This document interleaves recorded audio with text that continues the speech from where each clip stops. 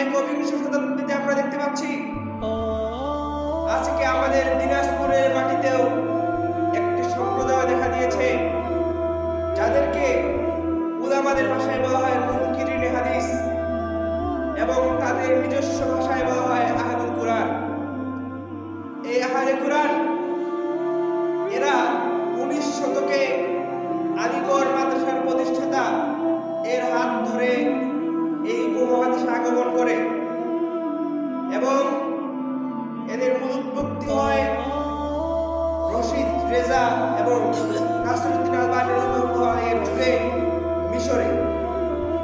এদের টার্গেট হচ্ছে পৃথিবীর মুখ থেকে হাদিসকে মিটিয়ে দিয়ে এই মানব জাতিকে শুধু কুরআনের মধ্যে সীমাবদ্ধ করা। এখন কথা হচ্ছে, শুধু কি কুরআন মানলেই কোন জাতি হেদায়েতের প্রতিষ্ঠা থাকতে পারে? এর উত্তর হচ্ছে কখনোই না।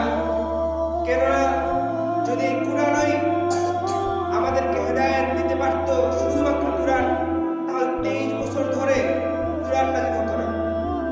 আল্লাহ সুবহানাহু ওয়া তাআলা এই পৃথিবীতে কোন নবীকে প্রেরণ করতেন না। কুরআন কিভাবে বাস্তবায়ন করতে হবে, কুরআনের শানের নজর কি, কুরআনের কোন আয়াতের তাফসীর কোথায় ব্যবহৃত হবে, কুরআনের প্রতিটি শব্দের অনুবাদ কি, সব কিছু বুঝতে হবে নবী সাল্লাল্লাহু আলাইহি ওয়াসাল্লামের জীবনে গিয়ে। নবী ইসলাম 23টি বছর যেই প্রেক্ষাপটে তার উপর কুরআন অবতীর্ণ হয়েছিল, সেই অনুযায়ী কুরআনকে মানতে হবে। যেমন রমজানের আয়াত কুরআনে আছে,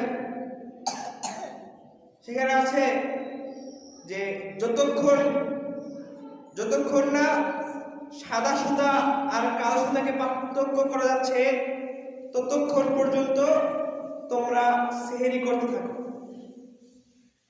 এই আয়াত যখন অবতীর্ণ হলো, তখন আদি বিন হাতেম রাদিয়াল্লাহু আনহু তিনি আয়াতের শাব্দিক অনুবাদ বুঝলেন যে সাদা সুতা আর কালো সুতা।